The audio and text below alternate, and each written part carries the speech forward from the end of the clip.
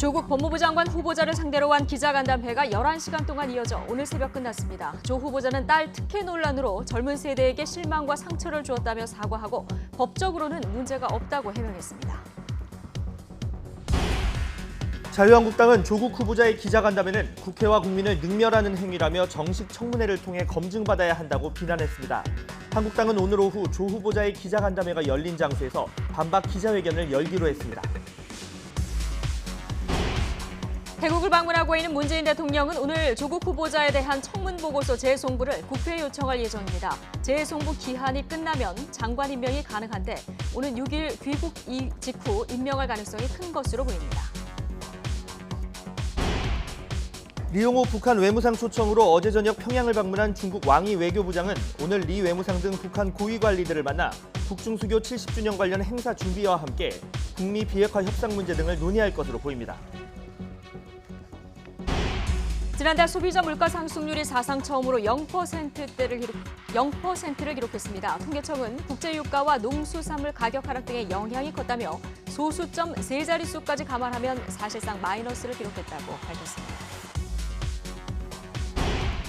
가을 장마로 남해안 등에 호우특보가 내려진 가운데 중서부에 모레까지 300mm가 넘는 많은 비가 내리겠습니다. 북상 중인 태풍 링링은 이번 주말쯤 충남 서해안에 상륙한 뒤 수도권을 관통할 것으로 보여 피해가 우려됩니다. 네, 시청자 여러분 안녕하십니까? 9월 3일 뉴스앤이슈 시작합니다. 네, 오늘 먼저 검찰로 가보겠습니다. 조국 법무부 장관 후보자 관련 의혹을 수사하는 검찰이 조 후보자 딸의 제1저자 등재 논란이 불거진 이 논문의 책임 저자인 단국대 의대 교수를 소환해서 조사하고 있습니다. 이와 함께 조 후보자 부인의 대학 연구실과 한국국제협력단에 대해서도 압수수색을 벌이고 있는데요. 조 후보자가 오늘 새벽 국회에서 기자간담회를 끝내자마자 검찰이 수사에 속도를 내고 있습니다. 취재기자 연결해서 자세한 내용 알아보겠습니다. 조성호 기자. 네, 서울중앙지검입니다. 네, 자 조국 후보자의 기자간담회가 끝난 지 8시간 만에 검찰이 압수수색에 들어갔군요. 네, 그렇습니다. 먼저 소환조사 소식부터 전해드리겠습니다. 조국 후보자 딸의 학업 관련 의혹 확인에 속도를 내고 있는 것으로 보이는데요. 이 사건을 수사하는 서울중앙지검 특수 2부는 1시간쯤 전인 오전 10시부터 단국대 의대 장영표 교수를 참고인으로 불러 조사하고 있습니다. 장 교수는 조 후보자 딸 조모 씨가 외국어고 재학 시절 제1저자로 이름 올린 의학 논문의 책임저자입니다. 조 씨가 다니던 고등학교 동창생의 학부모기도 합니다. 조 씨는 단국대 의과학연구소에서 2주 동안 인턴십을 하면서 논문 영어 번역을 도왔는데 1저자로 등재된 게 적격한지 그리고 논문을 불여대진하게 활용했는지 등을 놓고 의혹이 불거졌습니다. 검찰은 장 교수를 상대로 저자 등재 결정 배경과 논문 작성 과정의 조 씨 역할 등을 확인하는 것으로 전해졌습니다. 또 장 교수의 아들 역시 고교 시절 조 후보자가 교수로 있던 서울대 법대 공익인권법센터에서 인턴을 한 경위 등도 확인하는 것으로 알려졌습니다. 네, 검찰이 지난주에 이어서 대대적인 압수수색에 나섰죠. 네, 그렇습니다. 조 후보자 부인 정경심 씨가 근무하는 경북 영주시의 동양대학교 교양학부 연구실을 압수수색하고 있습니다. 조 후보자 딸의 논문 저자 등재 논란 등 여러 학업 관련 의혹, 그리고 정 씨가 직접 투자한 사모펀드 관련 의혹을 파악하기 위한 자료 수집에 나선 것으로 풀이됩니다. 조 후보자는 기자간담회에서 사모펀드 투자와 재산 관리는 부인 정 씨가 담당했고 자신은 몰랐다는 취지로 해명한 바 있습니다. 검찰은 그리고 경기도 성남시에 있는 한국국제협력단, 코이카 사무실에도 수사 인력을 보내 압수수색을 벌이고 있습니다. 조 씨는 지난 2014년 고려대 학생 커뮤니티에 부산대 의학전문대학원 합격 수기를 올리면서 코이카 몽골 봉사대표로 활동한 이력을 언급한 것으로 전해졌습니다. 코이카에 대한 압수수색은 이와 관련한 내역을 확보해 확인하려는 차원으로 보입니다. 이와 별도로 검찰은 조 후보자 측에서 사모펀드와 웅동학원 재산, 딸의 입시, 장학금 등 주요 의혹과 관련해 광범위하게 증거를 없애려던 정황도 포착해 구체적인 경위와 범죄 혐의 여부를 확인할 것으로 전해졌습니다. 지금까지 서울중앙지검에서 YTN 조성호입니다. 네, 어제 국회에서 열린 조국 후보자의 기자간담회를 두고 여당인 민주당은 충분한 해명과 소명이 이루어졌다 이렇게 평가했지만 자유한국당은 국회를 능멸하는 대국민 사기 콘서트라며 맞불 간담회를 예고했습니다. 오늘 자유한국당의 요청으로 국회 법제사법위원회가 소집된 가운데 조국 법무부 장관 후보자의 인사청문회 개최 여부를 두고 여야의 팽팽한 공방도 이어지고 있습니다. 국회 연결해서 자세한 상황 알아보겠습니다. 차정윤 기자. 네, 국회입니다. 네. 자, 어제 기자간담회가 있었고요. 국회 인사청문회 관련해서 여야 간에 지금 논의가 진행되는 움직임이 있는 것 같은데 이 가능성도 아직 남아 있는 겁니까? 네, 아직 인사청문회에 대한 가능성은 불투명합니다. 자유한국당의 요청으로 오늘 오전 10시 국회 법제사법위원회 전체 회의가 소집됐지만 결국 열리진 않았습니다. 조금 전 한국당과 민주당 법사위 관사가 모여 회동을 했는데 아직 뚜렷하게 결론을 내리진 못했습니다. 더불어민주당 법사위 관사인 송기현 의원은 조금 전 기자들과 만나 여야 합의가 되면 오늘이라도 청문회를 열 수 있다면서도 일단 청와대에서 재송부 요청이 오면 다시 협의하겠다고 말했습니다. 한국당은 오늘이라도 조 후보자에 대한 인사청문 계획서 채택을 시도하겠다는 입장인데요.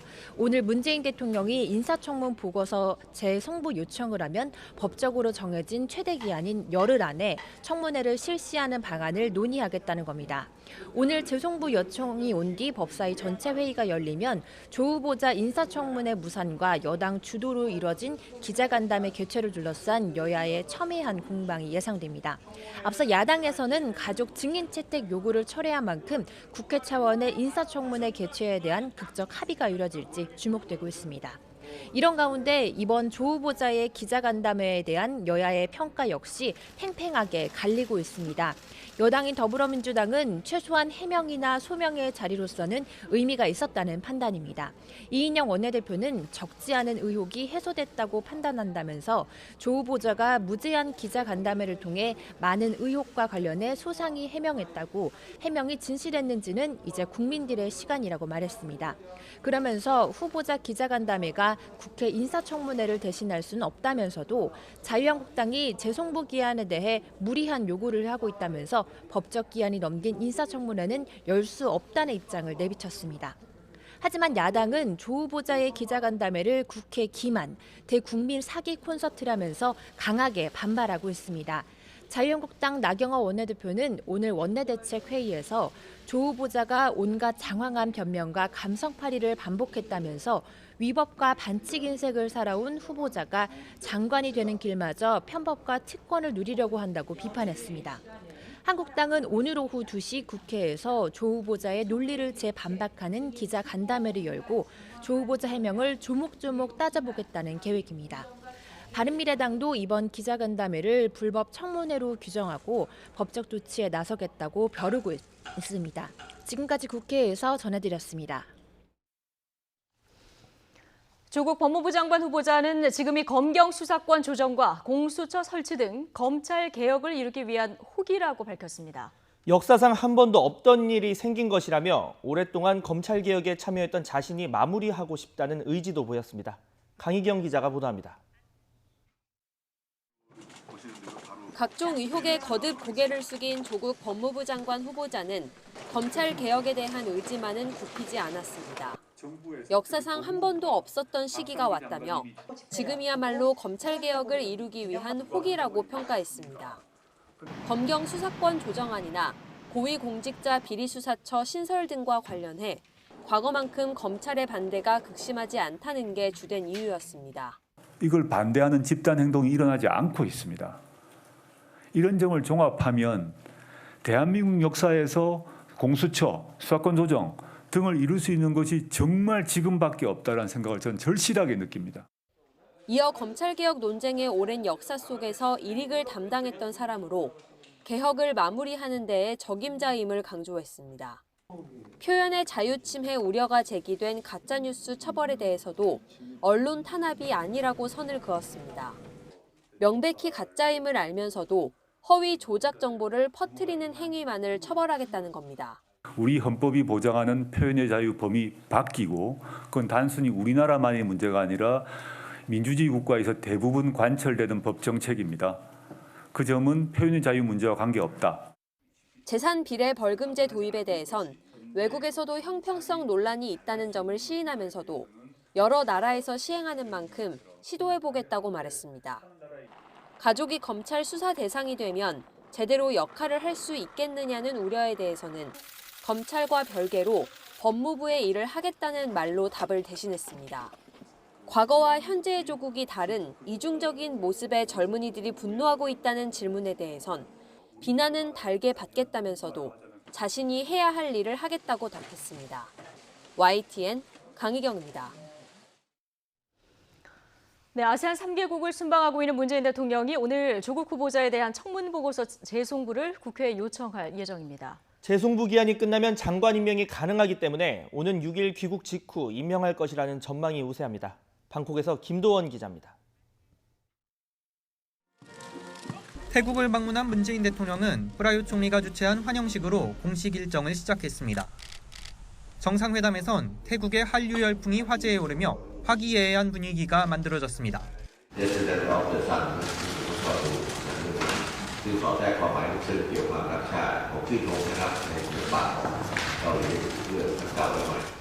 제가 바로 그 드라마에서 바로 지금 특전사 출신입니다.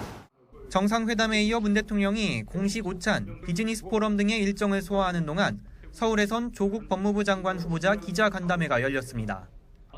문 대통령은 조 후보자에 대한 청문 보고서 재송부를 국회에 요청할 예정입니다.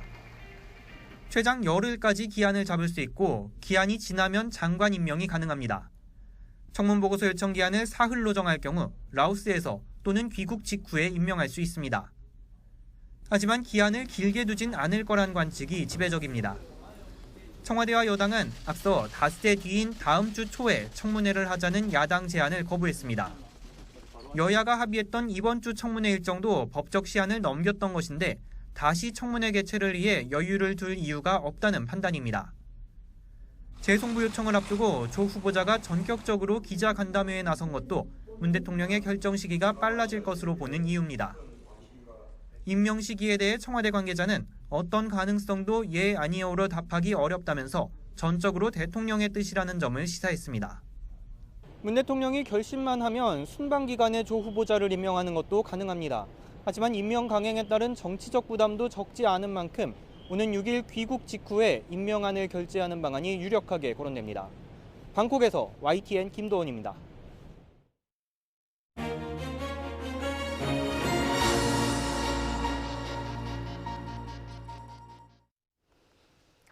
네, 장관 후보자에 대한 초유의 기자간담회, 국회에서 청문회 일정이 합의되지 않다 보니까 이런 상황까지 벌어졌습니다. 반발한 한국당, 오늘 오후에 대국민 고발 언론간담회를 열겠다, 방송사의 생중계를 요청하기도 했는데요. 자, 이대로 국회 청문회는 무산되는 걸까요? 아니면 가능성이 남아있는 걸까요? 김박한 조국 전국 어떻게 돌아가고 있는 건지 자, 이분과 이야기를 좀 나눠보죠. 바른미래당 오신환 원내대표 연결하겠습니다. 자, 오 원내대표님 나와 계시죠? 예, 안녕하세요. 오신환입니다. 예, 안녕하세요. 네. 어제 새벽 2시까지 장장 11시간에 가까운 기자간담회가 진행됐습니다. 조국 후보자가 자신의 의혹에 대해서 설명을 했는데 먼저 어떻게 지켜보셨습니까? 어쨌든 그 기자 간담회는 헌정사상 유례없는 초유의 해프닝으로 벌어졌는데요. 예. 일단 국회법과 인사청문회법 절차에 없는 예. 기자 간담회를 통해서 일방적인 자기 주장으로 인해서 예. 의혹들이 해소됐다라고 보기보다는 예. 오히려 이제 거짓말 공방이 또 초래될 수 있는 예. 그런 상황으로 계속 발전되고 있다 이렇게 보여집니다. 그래서 저는 굉장히 좀 유감스럽고요. 제대로 된 청문회가 이루어지지 못해서 국회도 일정 정도 책임이 있지만 예. 또 그 과정 속에서 민주당이 오히려 그 진정 청문회를 하려고 했던 것인지 예. 그런 의구심도 갖게 됩니다. 예. 예. 지금 여야가 합의한 청문회 일자가 2, 3일 그러니까 사실 어제 오전에 조국 청문회가 열렸어야 되는데 결국 무산이 됐고요. 네. 기자간담회가 갑자기 이제 잡힌 것으로 전해지고 있는데 어제 오전에 이 국회 상황이 어떻게 돌아갔습니까? 오전에 10시에 일단 전체 회의가 민주당의 소집 요구서를 통해서 법사위에서 논의가 시작됐는데요. 네. 11시 반쯤 일단 더 이상 협상이 안 돼서 결렬이 됐고 예. 그 즉각 기자간담회를 하게 되는 이런 코미디 같은 일이 벌어진 겁니다. 이게 어제와 오늘 2일과 3일 날은 어쨌든 여야 간에 합의된 청문 일정 아니겠습니까? 예. 그래서 저는 아쉬운 게 후보자가 요청을 했다고는 하지만 예. 내일과 모레 4일과 5일도 충분히 시간이 있었잖아요. 그래서 네. 어제 오후와 오늘까지는 뭐 여야가 좀 협상할 수 있는 여지를 줬어야 되는데 예. 일방적으로 이것은 청문회가 무산됐다라고 선언하고 예. 국회에 점령하다시피 해서 일방적인 기자간담회를 하게 된 것은 예. 좀 유감스럽게 생각하고 민주당도 거기에 동조해서 저는 당의 수석 대변인이 사회를 보고 또 청문위원들이 그것을 지켜보는 이런 웃지 못할 일이 벌어져서 상당히 좀 유감스럽게 생각합니다. 그러니까 민주당이 요청을 하더라도 여야가 합의한 청문회 날짜는 좀 지나서 하는 것이 맞았다 이렇게 보시는 건데, 근데 조국 후보자가 청문회가 안 열리면은 이제 간담회를 통해서라도 어떤 형식을 통해서라도 뭐 의혹을 좀 해명하겠다 이런 입장을 지난주부터 밝혔었거든요. 그렇습니다. 그럼 예. 3일이 오늘이 끝나는 시점을 좀 보고 네. 이게 완전히 무산됐구나. 라고 판단을 해도 되는 것이 아닌가. 이거는 협상의 여지를 완전히 차단시켜버린 거죠. 그러니까는 뭐 너무 좀 조급했던 것 같고요. 예. 어찌 보면 이게 계획적으로 의도를 갖고 이미 준비된 일정이 아닌가 이런 의심까지 할 수밖에 없는. 그러면 뭐 후보자하고 민주당 사이 사전 교감이 있었다 뭐 이렇게 보시는 겁니까?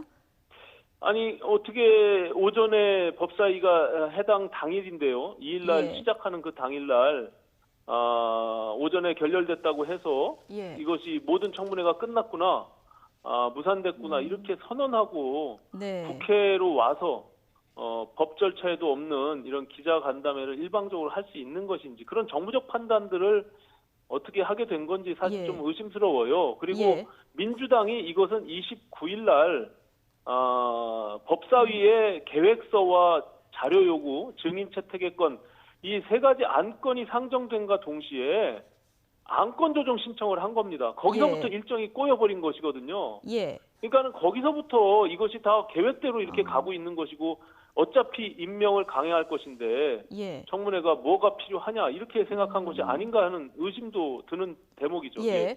지금 어제 이 간담회 속보가 전해지기 전에 나경원 원내대표가 어제 긴급 기자회견을 열었습니다. 어머니, 부인, 딸 증인 포기한다. 대신에 증인에게 통보할 법적 시한만 지난 이후에, 그러니까 주말이라도 괜찮으니까 청문회를 하자 이런 제안을 했는데 간담회 결정 전에 여기에 대한 여야 간 논의는 전혀 없었습니까? 있었죠. 그것도 있었습니까? 저도 전혀 저랑 의논 없이 예.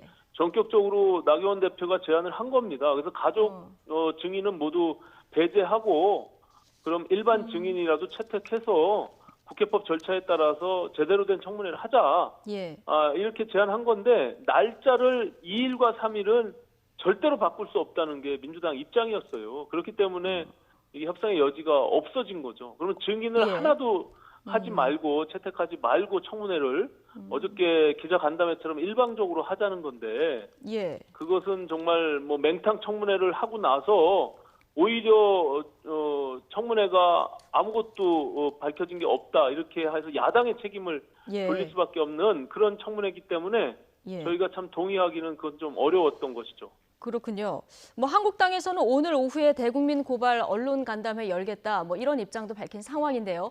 지금 네. 국회 청문회가 가능성이 남아 있는 겁니까? 오전에 뭐 법사위 논의한다고 하다가 오후로 수년됐다 이런 소식까지 들리던데요. 아까 10시에 만나서 다시 이 간사간에 예. 협상을 했는데요. 네. 여전히 지금 뭐 오늘까지 날짜를 바꿀 수는 없다. 뭐 이런 생각이고요. 일단은 뭐 청와대에 재정부 요청이 오게 되면 네. 그 기간이 며칠이 주어지는지 그것을 예. 보고 또 논의를 해볼 수 있는 여지를 남겼는데 예. 저는 그 또한 뭐 사실은 의미가 없다. 지금 상태로서는 청문회가 정상적으로 이루어지기에는 예. 물리적으로 좀 어렵지 않나 이렇게 보고 있습니다. 왜냐하면 어저께 그 기자 간담회만 하지 않았어도 시간적 여유를 조금 그래도 우리가 조정해 볼 수 있었을 것 같은데 예. 그 간담회가 이미 차단을 시킨 것으로 저는 판단이 됩니다. 예. 예.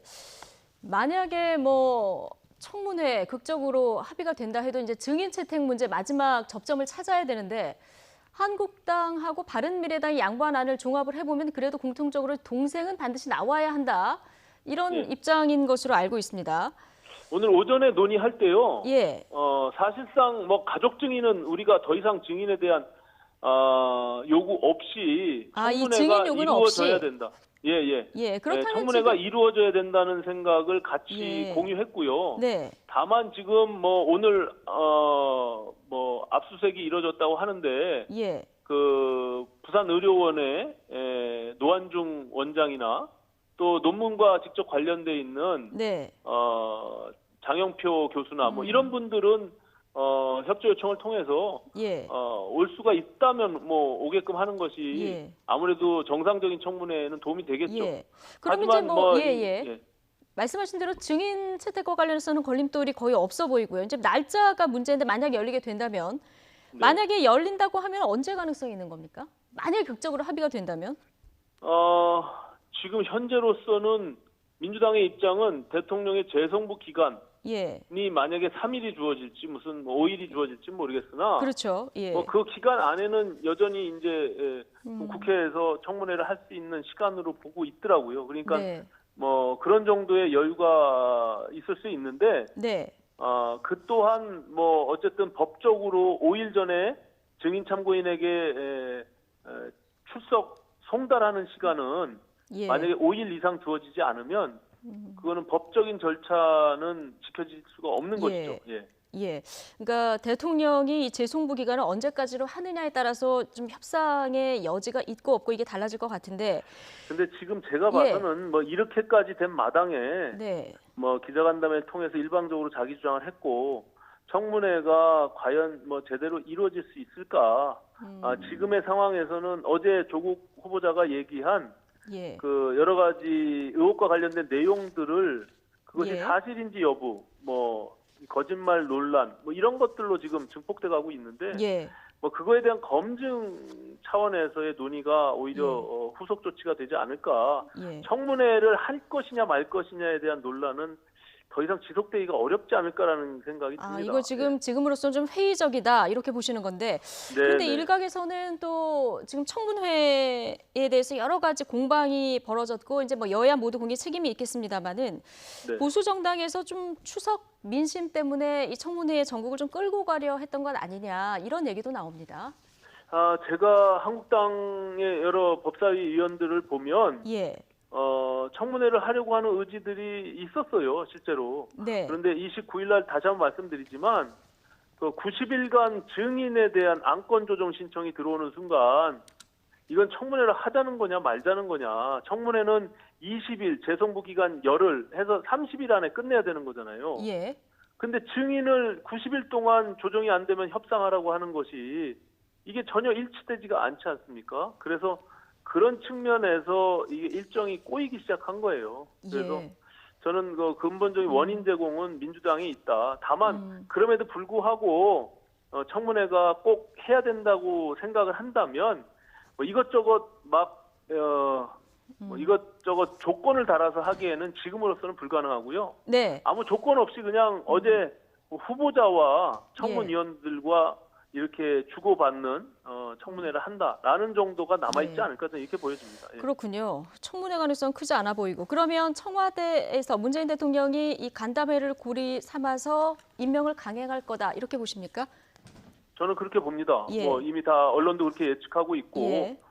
바로 임명을 강행하지 않을까 이렇게 보여집니다. 저는 이 모든 근본적인 원인은 저는 대통령께서 내가 지명한 후보자는 무조건 좋은 사람이니까 네. 국민적 반대와 또 국회의 반대는 무시해도 그만이라는 예. 그런 대통령의 오만과 독선이 여기에 담겨 있어요. 예. 그동안 이 정부 들어서 16명이 청문 보고서 채택 없이 강행이 됐는데 이렇게 일방적으로 인사를 강행하는 것은 저는 그 과거 정권에도 있지 않았던 네.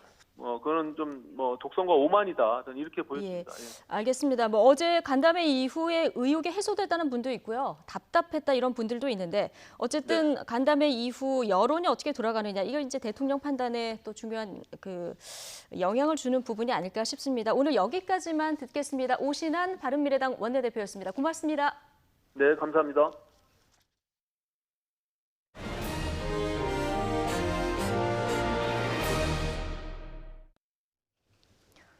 네, 어제 국회에서는 최기영 과학기술정보통신부 장관 후보자와 조성욱 공정거래위원장 후보자에 대한 인사청문회도 동시에 진행됐습니다. 조국 법무부 장관 후보자에 비해서 언론의 관심이 좀 떨어졌다고는 해도 정책 검증은 온데간데 없고 한국당 의원들의 부적절한 질문만 도마 위에 올랐습니다. 최민기 기자의 보도입니다.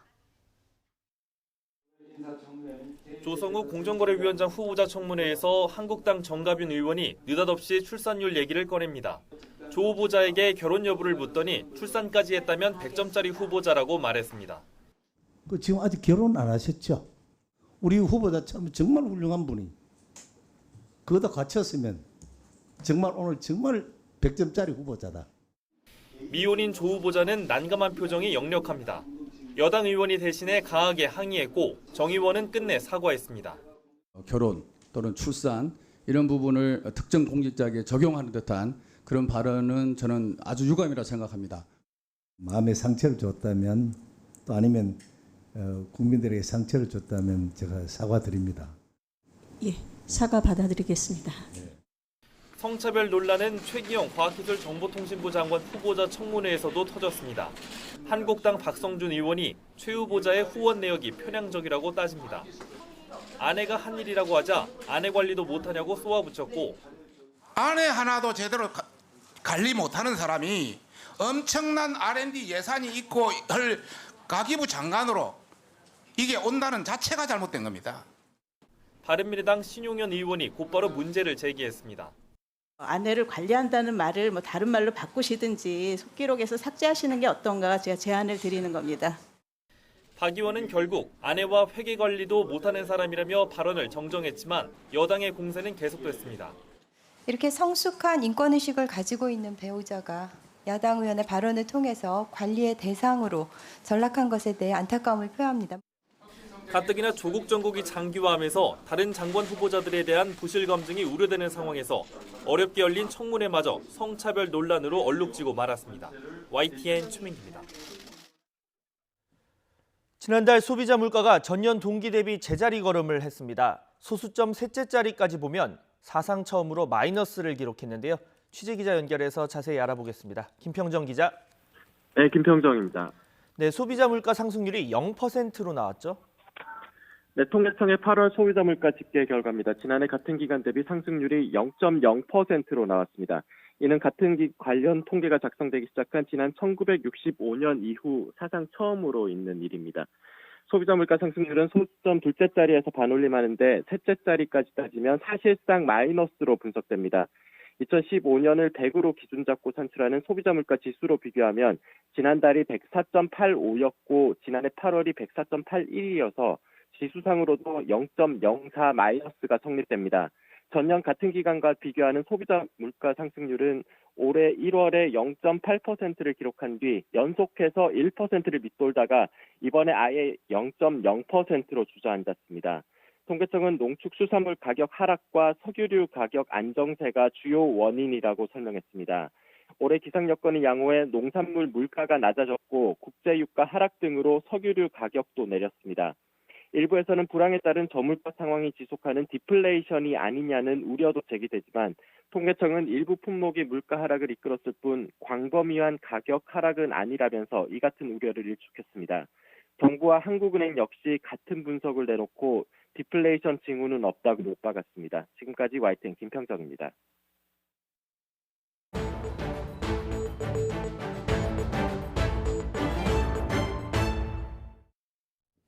한반도와 주변 지역에서 중요한 외교 행보가 활발하게 진행되면서 북미 실무 협상 재개 가능성도 다시 주목을 받고 있습니다.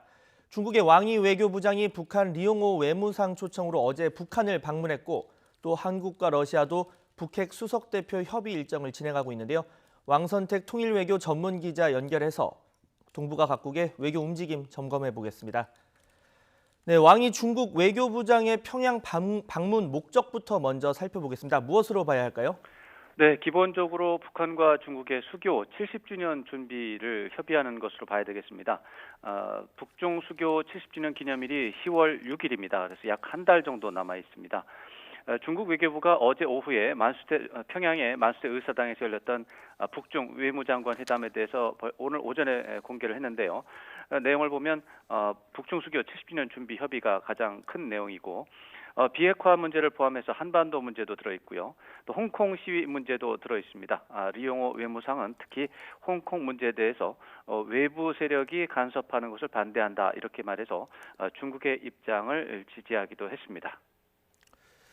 자, 왕이 부장이 어제부터 2박 3일 일정으로 체류를 하고 있는데 김정은 위원장을 이번에 만날 수가 있을까요? 네, 가능성이 큰 것으로 평가할 수 있습니다. 왕이 부장은 양국의 주요 관심사에 대한 시진핑 주석의 메시지를 휴대하고 있을 가능성이 있습니다. 시진핑 주석의 베이징 초청, 김정은 위원장을 베이징으로 초청한다라는 의사를 직접 전달하는 형식이 될 것으로 예상이 됩니다. 이 외에도 북한과 미국의 실무 협상 문제와 관련해서 김정은 국무위원장도 왕이 외교부장을 통해서 시진핑 주석에게 현재 상황을 설명하는 그러한 절차도 필요한 상황입니다. 자, 이런 가운데 중국이 북한과 미국의 비핵화 협상을 부정적으로 보고 있다. 이런 해석도 나오고 있는데 얼마나 신빙성이 있는 이야기일까요? 네, 부분적으로는 신빙성이 있다고는 하겠습니다. 그렇지만 전체적으로 보면 중국도 북미 협상이 성공하는 것이 이익이라고 볼 수 있습니다. 중국도 북한 비핵화에 대해서는 미국과 이해를 공유하기 때문입니다. 중국은 유엔 상임이사국으로 강대국의 특권, 특히 핵무기 보유 특권을 보유하는 것이 국가 이익으로 보면 유리한 상황입니다. 중국이 미국과 이해가 충돌한 요소가 분명히 많지만 북한 비핵화 문제는 분리해서 대응하는 상황이 지속되고 있습니다. 자, 이번에는 우리와 러시아 북핵 수석 대표 회담 소식 알아보겠습니다. 한러 회담이 러시아 블라디보스토크에서 열린다고요? 네, 그렇습니다. 이도훈 한반도 평화교섭본부장이 러시아 블라디보스토크를 방문하고 있습니다. 러시아 블라디보스토크에서 동방경제 포럼이라고 하는 행사가 열립니다. 그것을 계기로 방문하는 것인데요. 블라디보스토크에서 이고리 마르굴로프 러시아 외교부 아시아 태평양 차관과 회담을 하는 일정입니다. 북미 실무 협상에 조속한 재개 방안 등이 집중적으로 논의가 될 것으로 예상이 됩니다. 사실 러시아는 남과 북, 미국처럼 북핵 문제에서 당사자라고 하기는 어렵습니다만 과거 육제회담 국면에서 중대한 교착 국면을 타개하는 촉매제 역할을 한 적이 있습니다. 그래서 앞으로 러시아의 역할을 주목하는 그런 상황이 전개될 것으로 예상됩니다. 자, 이런 가운데 북한이 지소미아, 즉 한일 군사정보 보호협정 종료와 관련해서 입장을 내놓았습니다. 어떻게 볼 수가 있을까요? 네, 내용으로 보면 예상과 다르지 않은 수준이라고 보겠습니다. 지소미아는 일본의 군국주의 부활과 한반도 침략이 단초가 되는 매국 협정이다 이렇게 규정을 하고 있고 전쟁 협정 또 평화 파기 협정이라는 이런 표현을 쓰고 있습니다. 이런 것들이 하루빨리 폐기돼야 한다는 것이 기본적인 입장이었고 그런 것들이 다시 한번 확인이 됐습니다. 다만 특징을 보자면 북한의 입장 표명이 우리 정부의 종료 선언 이후에 열흘 정도 늦게 나온 것입니다. 그 사이에 지소미아 종료 내용에 대해서 소개를 한 것이 있었습니다. 8월 27일에 소개는 했는데 입장이 발표된 것은 열흘 정도 뒤늦은 상황이 되겠습니다. 자, 열흘 정도 만에 나온 입장인데 북한이 지소미아 종료와 관련해서 이렇게 입장 표명이 늦어진 배경 어떤 부분을 짚을 수가 있을까요? 네, 앞으로 좀 지켜볼 상황이 좀 있습니다만 지금까지 상황으로 본다면 남쪽 정부, 남측이 북한이 원하는 것과 같은 결정을 내린 것에 대해서 좀 당혹하지 않았나 이렇게 분석을 할 수 있습니다. 지난 2월 이전이었다면 남측 정부의 결정을 긍정적으로 평가하는 내용을 보였을 것으로 추정이 됩니다. 그런데 3월 이후에 남측과 관계가 상당히 악화된 상태이기 때문에 남측 정부에 대해서 긍정적인 평가를 내는 것이 불편하지 않았나 이렇게 분석을 할 수 있습니다.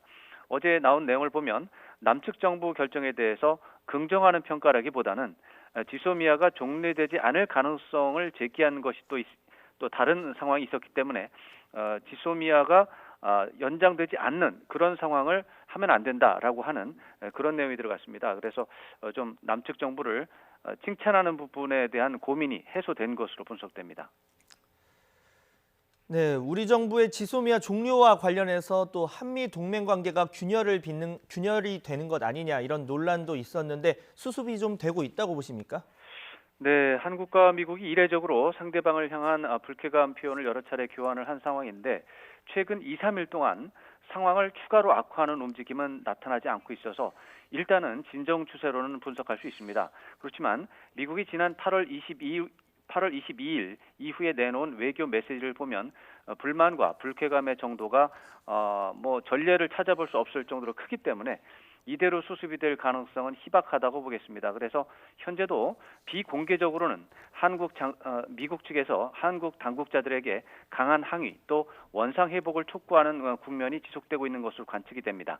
그래서 한국과 미국의 물밑 대치 상황에 따라서 한미동맹 자체가 약화하는 시나리오 또는 한미동맹은 유지하되 소수 당국자의 오판으로 정리하는 시나리오가 될지 그런 것들이 결정이 될 것으로 전망됩니다. 네, 그렇군요. 지금까지 왕선택 통일외교 전문기자였습니다.